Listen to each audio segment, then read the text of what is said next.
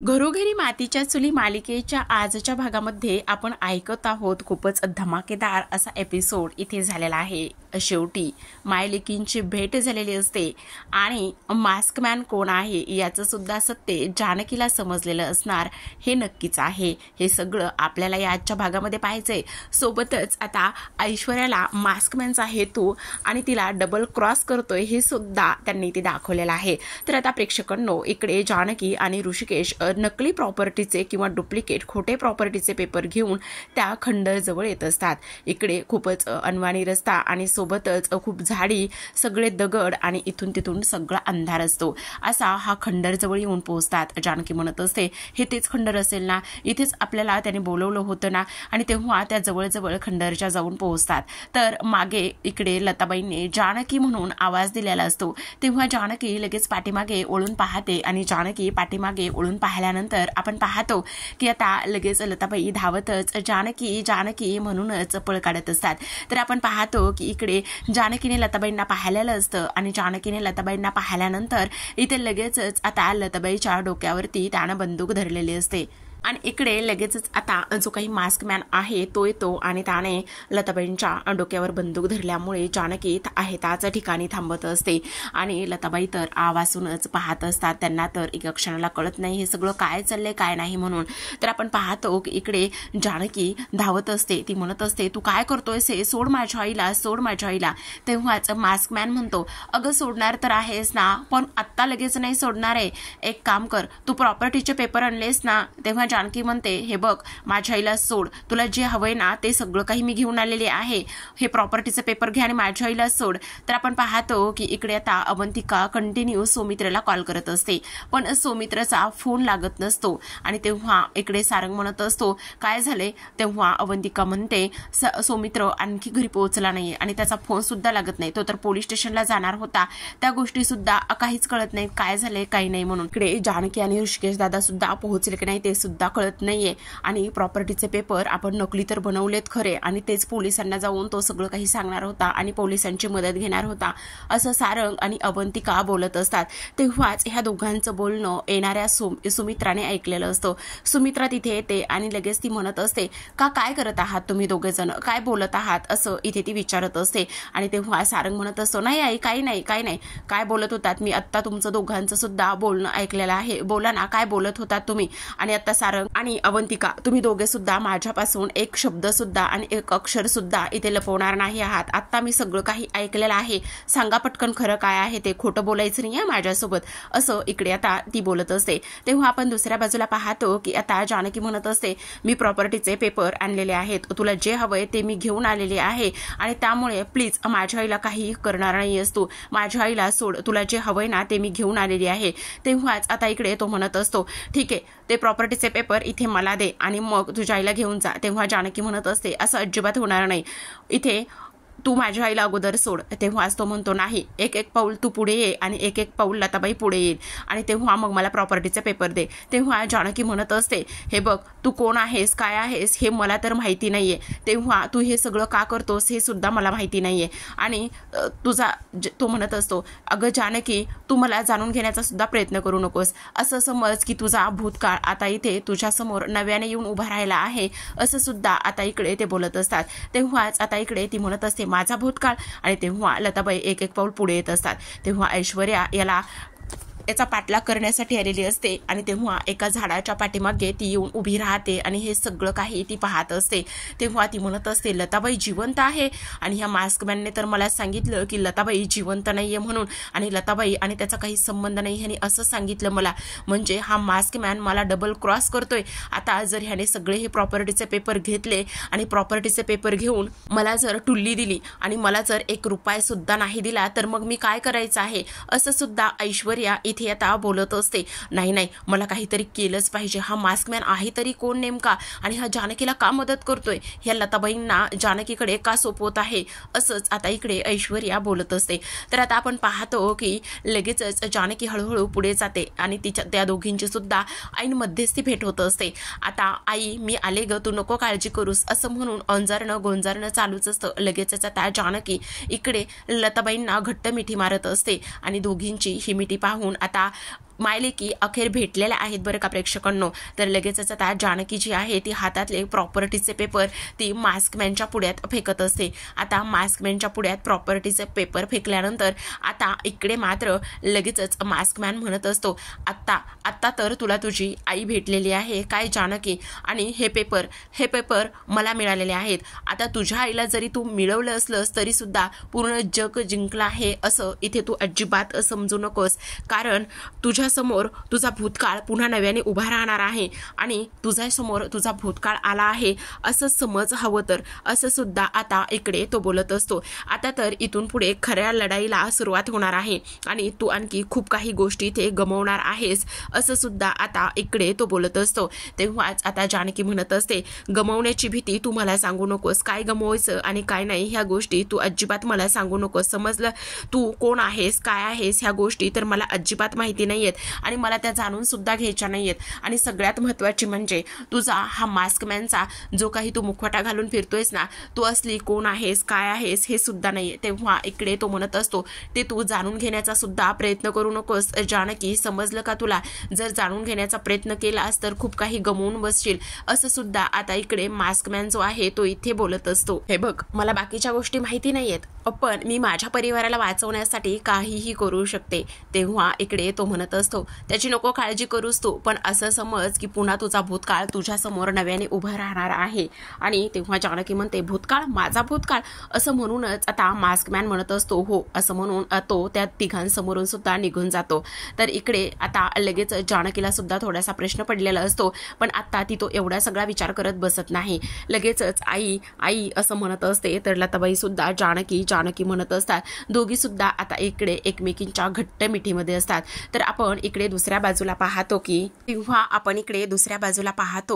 ह्या दोघांनी आतापर्यंत सुमित्राला सगळ्या गोष्टी सांगितलेल्या असतात आणि सुमित्राला सगळ्या गोष्टी सांगितल्यानंतर इथे लगेच सुमित्रा म्हणते, अरे काय चाललंय हे.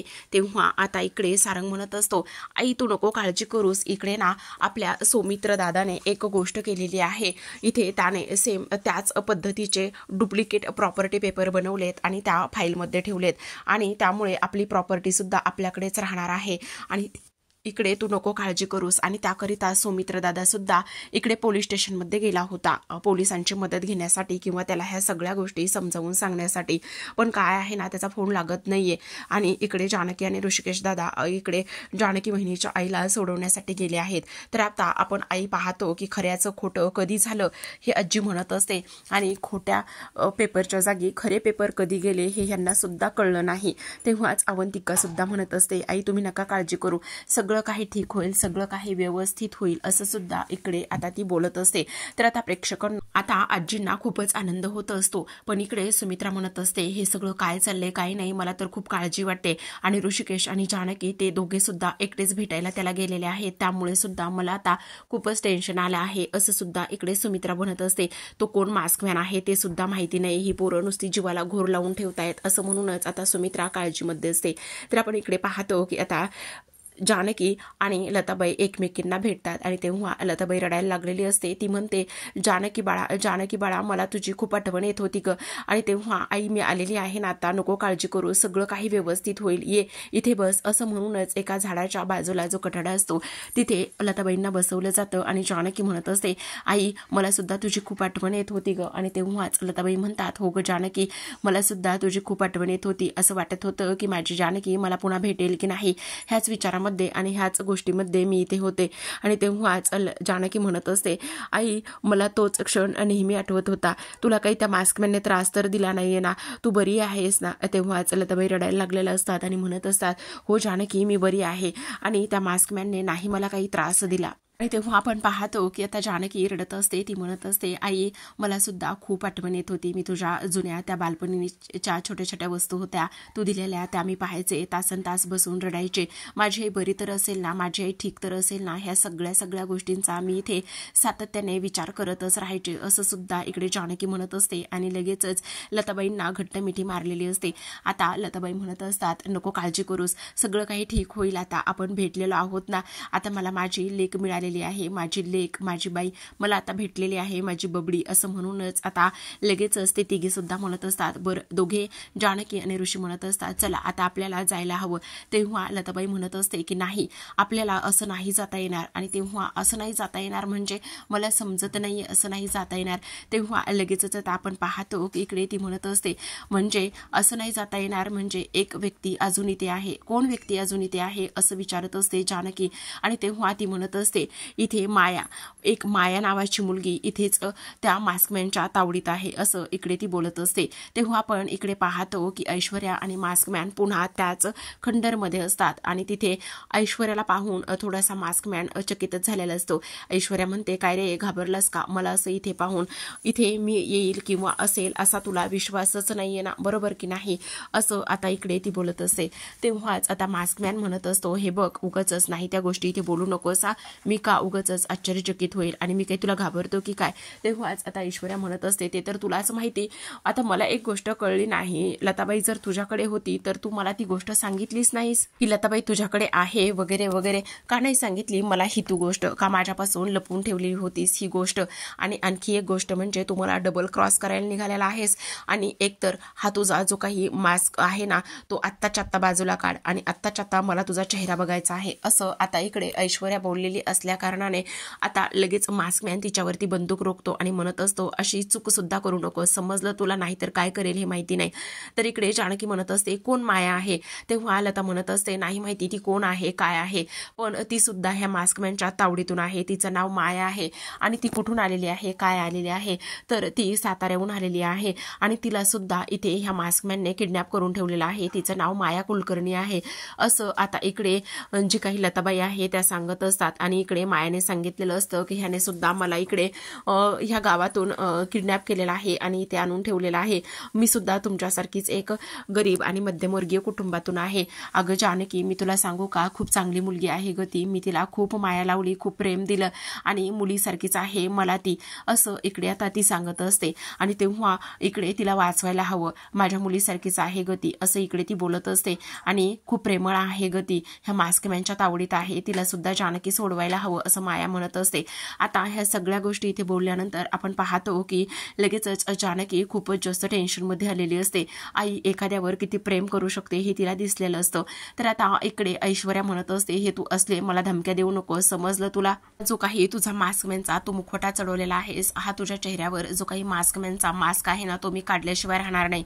तेव्हाच आता इकडे जो काही मास्कमॅन आहे तो म्हणत असतो हे बघ, ह्या सगळ्या तुझ्या गोष्टी कळण्यापलीकडे आहेत आणि तुला ह्या सगळ्या गोष्टी जाणून घेण्याचा आणि काहीच अधिकार नाहीये, समजलं तुला ऐश्वर्या. तेव्हाच ऐश्वर्या म्हणत असते नाही, तू मला डबल क्रॉस करतोयस, तू मला फसवतोयस वगैरे वगैरे. तर आपण पाहतो की ऐश्वर्या म्हणत असते अरे हे प्रॉपर्टीचे पेपर मी तुला मिळवून देण्यासाठी मदत केलेली आहे आणि तू मला पैसे देशील काय भरवसा. तेव्हा मास्कमॅन म्हणत असतो तू काळजी करू नकोस, तुला जे काही पैसे हवे आहेत ते पैसे इथे मिळणारच आहेत, असं सुद्धा इकडे आता तो बोलत असतो.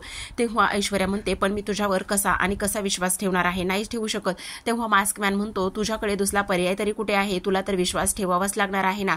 तर आता इकडे लगेच जानकी म्हणत असते नाही ऋषिकेश, काही जरी झालं ना तरी सुद्धा आपल्याला त्या मायाला सोडवावंच लागणार आहे, आई म्हणते ना म्हणून, कारण आईनं जर त्या मुलीवर त्या मायावर जीव लावलाय आणि त्या मुलीनं सुद्धा आईची एक काळजी केली आणि सेवा केलेली आहे तर आपल्याला तिला सोडवावंच लागेल. तेव्हा ऋषिकेश म्हणत असतो बरं तू इथे थांब मी जाऊन येतो. तेव्हा जानकी म्हणत असते नाही ऋषिकेश, तुम्ही एकटे नाही जाणार आहात, मी सुद्धा तुमच्या बरोबर येणार आहे, तुम्हाला असं आतमध्ये एकट्याला पाठवून माझा इथे बाहेर जीव लागणार नाहीये, त्यामुळे मी सुद्धा तुमच्या बरोबर येते, असं म्हणून लताबाईंना पुन्हा त्या कठड्यावर बसवण्यात येतं. आणि जानकी म्हणत असते ठीक आहे चल आई तू इथे बस आणि आम्ही दोघे जण जाऊन येतो. लताबाई तिथेच बाहेर बसलेली असते. तर इकडे जानकी आणि ऋषिकेश त्या खंडरमध्ये जाऊन पोहोचलेले असतात. तर आता जानकी आणि ऋषिकेश आतमध्ये जाऊन पोहोचल्यानंतर आपण पाहतो प्रेक्षकांनो की दोघे जण सुद्धा एकमेकांचा हात घट्ट धरून निघालेले असतात. ऋषिकेश मला तर समजतच नाहीये तो मास्कमॅन कोण आहे काय आहे आणि तो असं का म्हणाला की त्याला माझा भूतकाळ माहिती आहे म्हणून.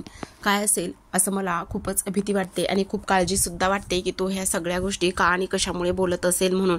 तेव्हाच आता इकडे ऋषिकेश म्हणत असतो, हे बघ जानकी, नको काळजी करू, सगळं काही व्यवस्थित होईल, सगळ्या गोष्टी व्यवस्थित होतील असं म्हणून दोघे जण सुद्धा आता इकडे मायाला शोधत असतात.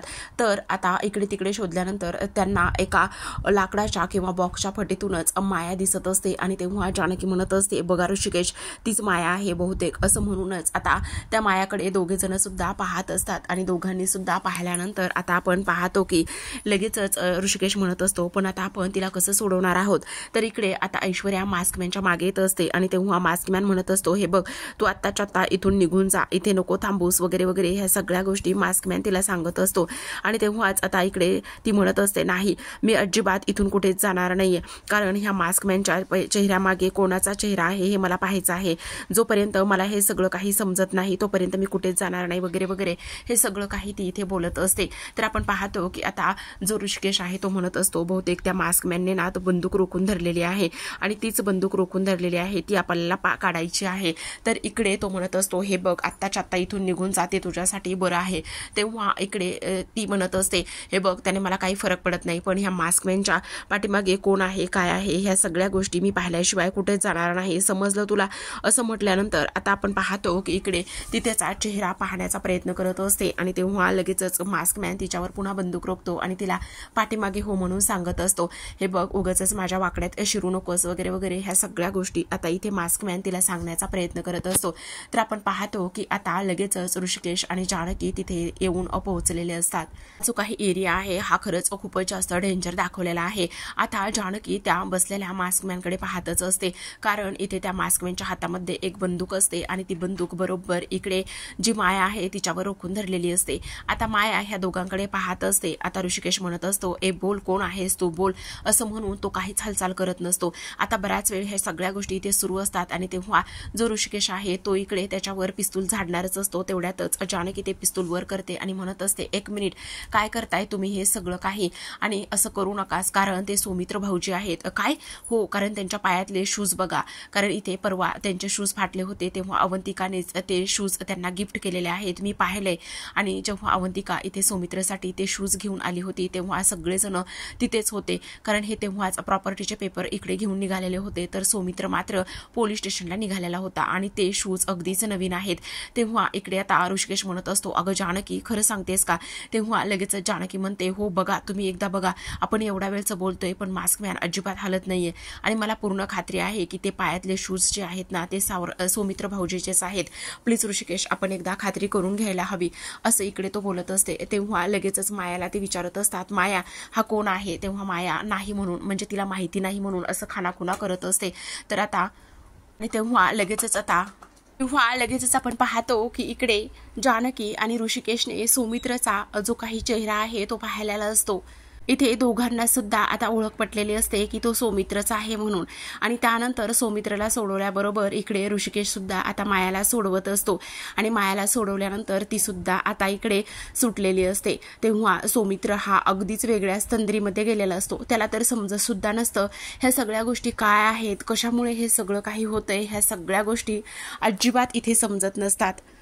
आता आपण पाहतो की लगेचच इकडे ऋषिकेश सौमित्रला विचारत असतो की हे सगळं काय आहे सौमित्र, तू इथे कसा, तू तर पोलीस स्टेशनला निघालेला होतास ना, तू तर पोलीस स्टेशनला चालला होतास ना, मग तू आत्ता इथे यावेळी काय करत आहेस, असं विचारण्यात आलेलं असतं. आणि ह्या सगळ्या गोष्टी इथे विचारण्यात आल्यानंतर इकडे सौमित्र म्हणत असतो की नाही, मला अजिबात हे सगळं काय आहे काय नाही हे अजिबात नाही माहिती, मी इथे कसा पोहोचलो ह्या सुद्धा गोष्टी इथे मला अजिबातच नाही माहिती, असं सुद्धा इकडे तो बोलत असतो. आणि तेव्हा आपण प्रेक्षकांनो इकडे पाहतो की लगेचच आता दुसऱ्या बाजूला तो म्हणत असतो, पण मला एक गोष्ट सांग, इथे तू काय करत आहेस? आणि तेव्हाच इकडे तो म्हणत असतो, नाही रे दादा, मला खरंच नाही माहिती हे सगळं काय झालेलं आहे, कशा पद्धतीने ह्या गोष्टी झाल्यात, मला हे अजिबात काहीच माहिती नाही, असं सुद्धा इकडे ते बोलत असतात.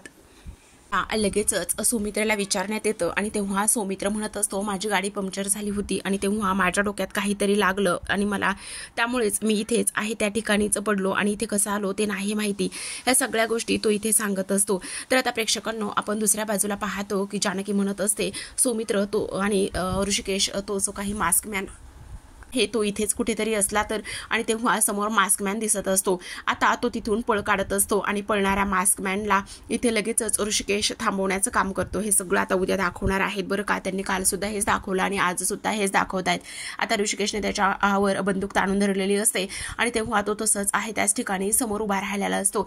तर आता आपण पाहतो की इकडे मास्कमॅन आणि ऋषिकेशमध्ये थोडीशी झटापट होते. मास्कमॅनमध्ये आणि ऋषिकेशमध्ये थोडीशी झटापट झाल्यानंतर आता लगेचच ऋषीच्या हातामध्ये जी बंदूक असते ती खाली पडते आणि बंदूक खाली पडल्यानंतर इकडे मात्र लगेचच आता जानकी ती बंदूक उचलते. आता मास्कमॅनने इथे ऋषिकेशवर बंदूक ताणून धरलेली असते. तर तेवढ्यातच जानकी ती बंदूक हातामध्ये घेते आणि हातामध्ये घेतल्यानंतर त्या मास्कमॅनच्या हातामधली जी बंदूक असते त्यावर गोळी झाडते. तेव्हा त्याच्या हातामधली बंदूक असते ती खाली पडते. आता लगेच सौमित्र आणि ऋषिकेश धावतात आणि मास्कमॅनला पकडतात. आता पकडल्याबरोबर इथे त्याचा चेहरा आणि ते सगळं तो कोण आहे काय आहे ह्या गोष्टी शोधून काढण्यासाठी ते प्रयत्न करत असतात. तर आता प्रेक्षकांनो इकडे जेव्हा त्याचा चेहरा बाजूला होतो तेव्हा मात्र सगळेजण आश्चर्यानेच त्याच्याकडे पाहत असतात. कारण इकडे हा भूतकाळ जानकीचा कोण आहे काय आहे हे सगळं आता उद्याच्या काही भागामध्ये आपल्याला पाहायला मिळणारच आहे. तोपर्यंत चॅनलला नक्की सबस्क्राईब करा. चॅनल सबस्क्राईब करा, बेल आयकॉन प्रेस करा आणि ऑलवर क्लिक करून पाहत राहा घरोघरी मातीच्या चुली या मालिकेचे असे छान छान आणि लेटेस्ट भाग भेटूयात उद्याच्या भागामध्ये. तोपर्यंत धन्यवाद.